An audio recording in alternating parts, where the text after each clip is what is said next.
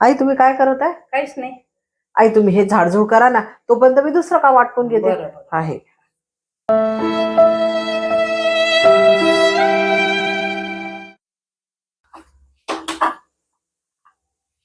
आई तुम्ही काय करत आहे? काही नाही ग. आई एवढा ओटा पुसा ना, तोपर्यंत माझं दुसरं काम होते. बरं, हे घ्या.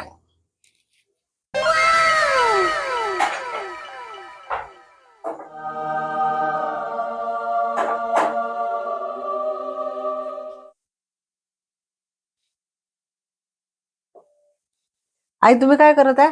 काही नाही. आई एवढ्या कपड्यांच्या घड्या करा ना, मी तोपर्यंत दुसरं काम करून घेते. दुसरं काम काय करते?